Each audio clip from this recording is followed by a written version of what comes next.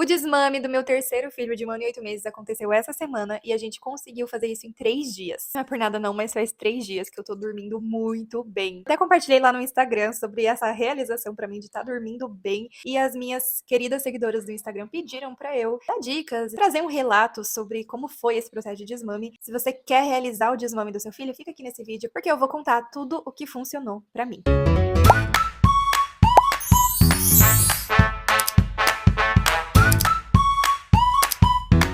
Pra você que caiu de paraquedas aqui nesse vídeo, eu sou a Gi Secato, criadora de conteúdo de maternidade cristã lá no Instagram. Meu arroba é esse aqui, Gi Secato. Já aproveita pra me seguir que você vai aprender muito sobre criação de filhos com base bíblica. Sou mãe de 3 crianças, da Ângela de 6 anos, do Luca de 4 e do Noah de 1 ano e 8 meses, que é esse que eu desmamei. Sou esposa do Abner e moro aqui na Espanha desde os meus 3 anos. É por isso que você tá me vendo de jaqueta, manga comprida, porque aqui agora tá inverno e tá muito frio. Mas vamos ao que interessa, que é o assunto desse vídeo: desmame de um bebê. O desmame dos meus outros 2 filhos aconteceram quando a mais velha tinha 1 ano e 6 meses e o Luca tinha 1 ano e 8 meses, assim como o Noah. Eu acredito que esse é o limite que eu consegui chegar na amamentação. É um processo muito gostoso, é um vínculo único entre a mãe e o filho, mas chega um ponto, e eu não vou dar idades aqui, porque cada mãe tem o seu momento, que se torna um pouco cansativo pra mãe. O limite, eu acredito, é entre 1 ano e meio, 1 ano e 9 meses. E no meu caso, sendo mãe de 3, eu já acordava cansada, e esse cansaço me gerava um estresse e eu não conseguia ser a melhor mãe e menos estressada pros meus filhos. E isso tava me afetando bastante, eu não vou mentir pra vocês. Então a primeira dica que eu te dou: desmame quando você sentir que é o momento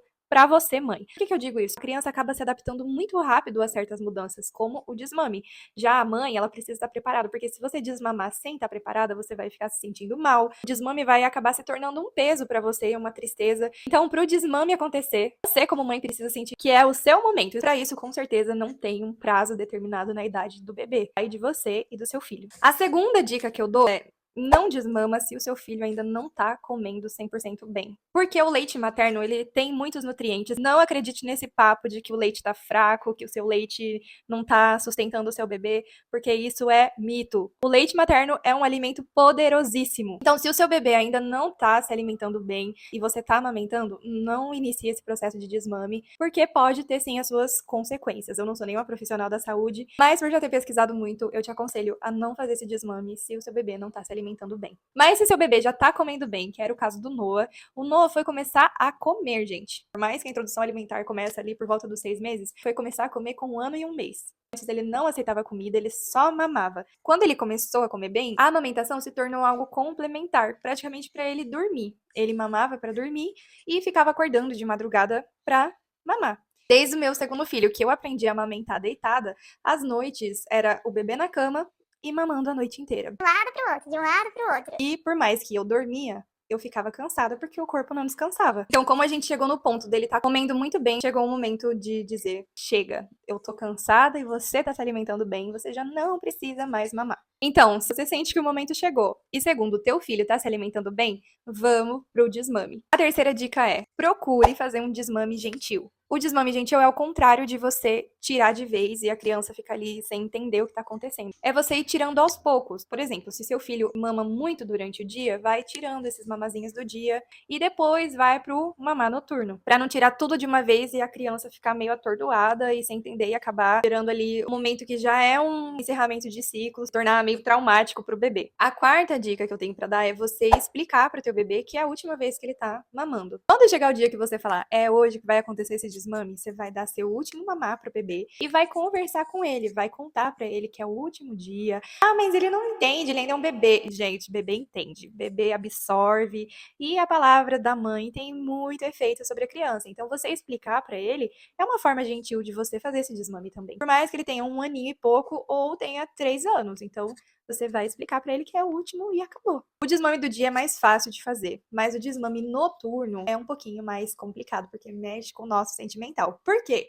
Porque a primeira noite, gente, vai ser choro e gritaria da parte da criança. Se você já ouviu: ah, mas meu filho não chorou, meu filho não esperneou, é um caso raro, é um caso especial, porque criança chora, é a forma dela expressar o que ela tá sentindo. Se a criança tá sentindo falta do mamá que ela teve todas as noites durante o tempo de vida que ela tem, é óbvio que ela vai chorar. Só que aí você vai precisar ser forte e não voltar atrás, porque eu confesso pra vocês que a primeira noite foi difícil e eu quase voltei atrás. E aí que entra a minha quarta dica, quinta dica, nem sei mais que dica que é, mas é uma dica. A presença do pai é muito importante pro desmame ser mais fácil pra mãe. Você vai pedir pra uma rede de apoio estar com você nesse momento. Por quê? A primeira noite vai ser uma noite um pouquinho longa e é necessário que vocês revezem pra você não voltar atrás com o seu desmame. Maridos, escutem, você vai precisar participar do desmame.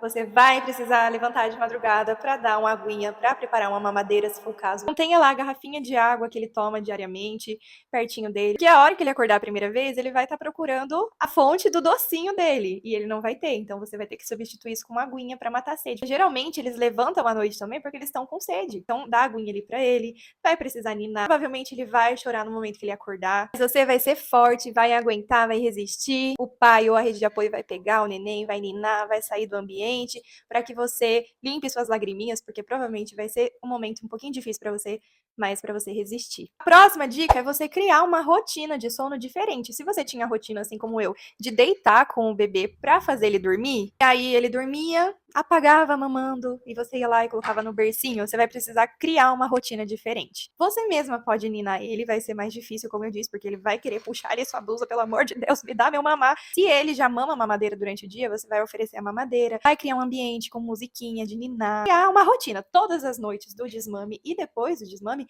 você vai fazer aquela mesma rotina com ele. Eu vivi na pele a regra dos 3 dias, realmente funciona o desmame com 3 dias. A primeira noite não é muito fácil, na verdade ela é bem tensa, mas você vai superar. A segunda noite é muito menos difícil do que a primeira. Você vai ter ali no máximo 2 vezes acordada à noite, e a terceira noite você vai ver como é bem mais fácil. E depois da terceira pra frente, gente, você criou aquela rotina, criou aquele ambiente, o bebê entendeu que já não vai ter mais aquele momento, mas que você ainda tá ali, você tá por perto, que ele pode contar com a mamãe, com o papai a qualquer momento. Ele passa a acordar muito menos, porque ele já não tem mais um motivo para acordar, que antes era o mamar. Então, recapitulando as dicas: desmame quando você, como mãe, se sentir preparada. Segundo, desmame quando o seu bebê estiver comendo bem, para não tirar o nutriente principal dele. Terceiro, faça um desmame progressivo, gentil com ele, não tire de vez, não cometa esse erro, porque o bebê depois fica meio sequeladinho. Eu digo isso por experiência, porque o meu primeiro desmame não foi gentil. A Ângela acabou tendo uma sequela que era ter que dormir todas as noites com a mão no meu peito, e isso durou até os 4 anos, e me gerava uma agonia da mãozinha ali, que eu queria tirar a mão dela por todo o meio, e ela grudava a mão,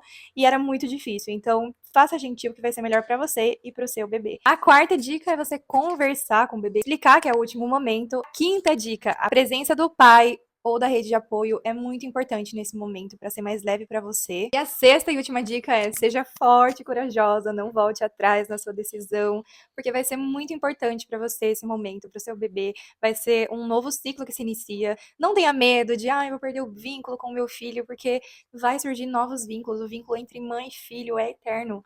Então não é uma amamentação que vai fazer você perder esse vínculo. São essas as dicas que eu tenho para dar. Que esse processo de desmame, que é único para cada mãe, seja a forma mais leve, feliz, agradável possível para você e para o seu bebê. Então, se esse vídeo te ajudou, foi útil para você, essas dicas foram valiosas, eu tenho um favorzinho para te pedir, que é se inscrever no canal, receber os novos vídeos que eu vou trazer aqui. Para esse 2026, eu tô com as expectativas bem altas para esse canal, então eu quero muito te ter aqui acompanhando a gente. Compartilha com outras mamães, comenta o que você achou. Mamães que já passaram por esse processo de desmame, conta aí nos comentários a experiência de desmame, dicas para as mamães que vão passar por isso. Como eu já disse lá no começo do vídeo, se você quer acompanhar conteúdo de maternidade cristã, siga lá no Instagram @gisecato, que tem conteúdo todo dia. Nós temos também uma comunidade de mães cristãs, que é a comunidade das mamães virtuosas. A gente está fazendo um estudo de provérbios para mães todo sábado, também tem devocional semanal lá, e vai ser muito especial te ter por lá com a gente. E é isso, fica com Deus e até o próximo vídeo.